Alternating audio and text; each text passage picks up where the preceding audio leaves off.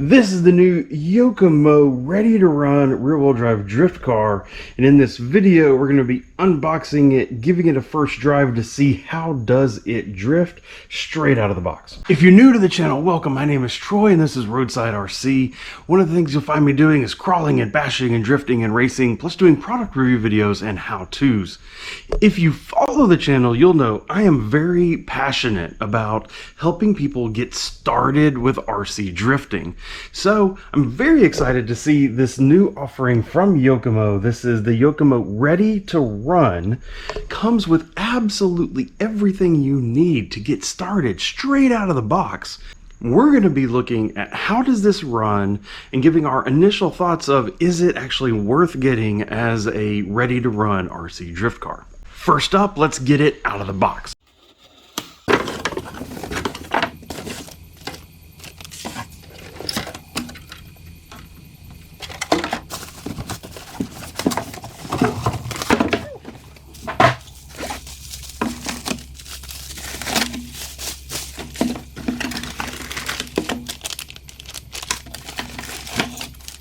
There it is itself. Look at that. I'm loving this super body that this thing comes with. It really does look pretty good.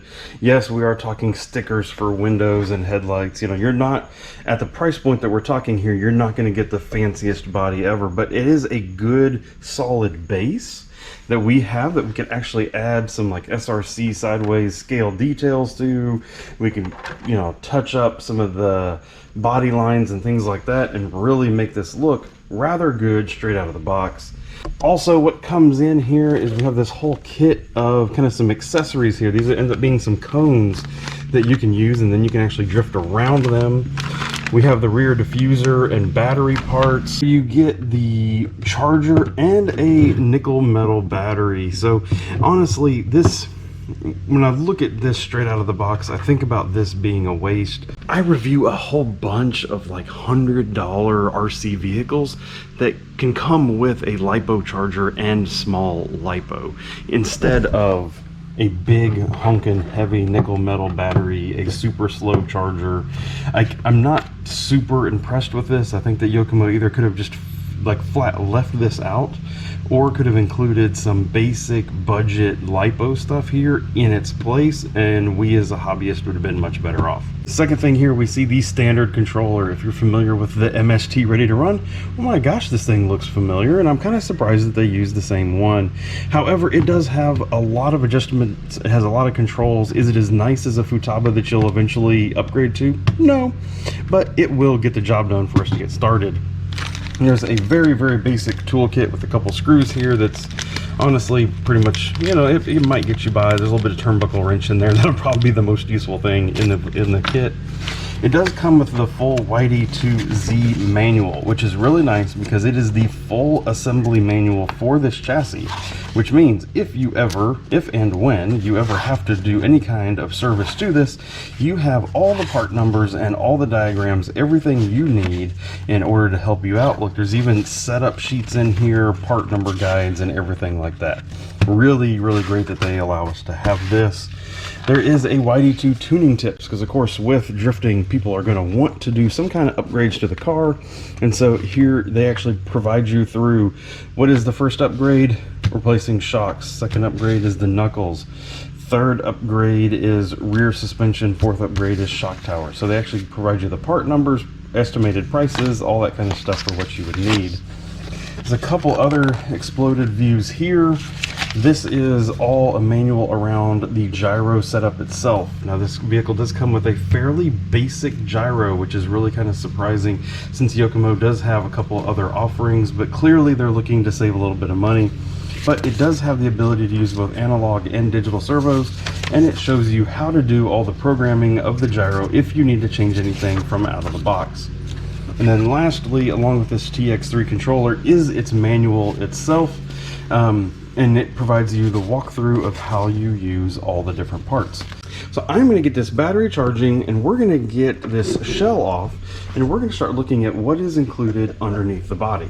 As you pull the body off, you're going to notice body posts sticking out front and rear. So the holes have been pre-drilled and the body posts do stick out a fair amount. So we can come in here and trim these down. But if you're a person like many in the RC community, drift community, you'd like to run magnets or some kind of hidden system, unfortunately, coming in and starting, you do have body posts sticking all the way out. The body does appear to be a full paint job.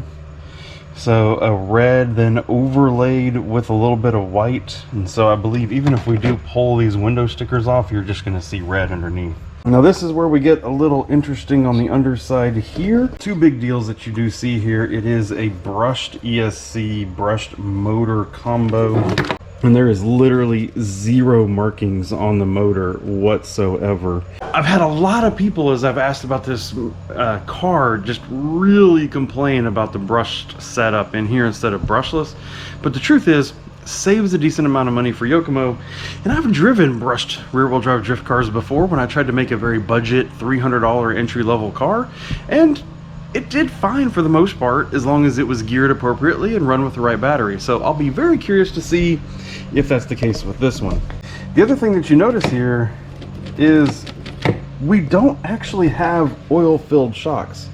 These are actually just, they call them friction shocks, but really there's, if you look, there's not really any friction in it whatsoever. It's a spring and that is it. Again, that being said though, there's a lot of folks in the RC drift community that are going with this like no oil shock mentality, right? So they're taking their current shocks and they're running either like a couple drops of like a baby oil in them or something along those lines in order to get this very springy feel to the overall suspension.